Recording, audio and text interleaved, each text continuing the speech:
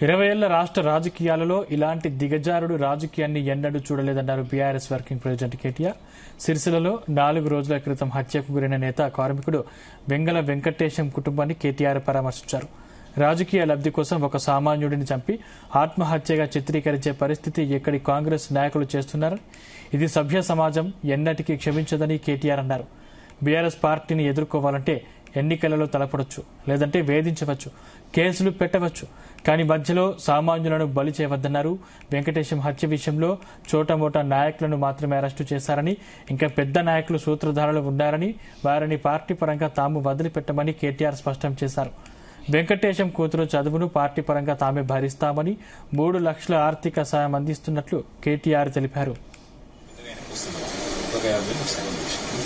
ఈ చిన్నారి పాప అమ్మాయి పేరు ప్రసన్న, 11 ఏళ్ల వయస్సు, 5th క్లాస్ చదువుతా ఉంది. ఇవాళ క్షుద్ర రాజకీయాల వల్ల, చిల్లర రాజకీయాల వల్ల ఈ పాప తన తండ్రిని కోల్పోయింది.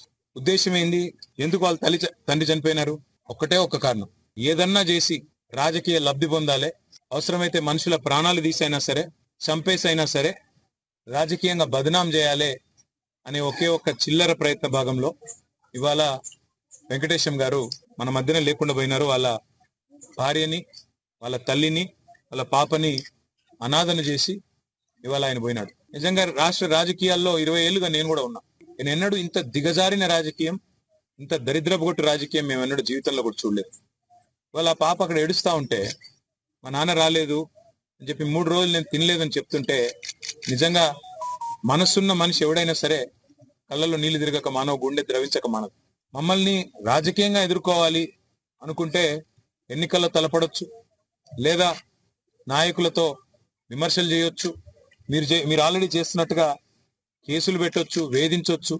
కానీ మధ్యలో సామాన్యులను సమిధలుగా చేసి, సామాన్యులను బలిపశువులు చేసి, వాళ్ళ జీవితాలు ఆగం చేస్తే ఏమొస్తుంది అని చెప్పి నేను కాంగ్రెస్ పార్టీ నాయకులను అడుగుతా ఉంది.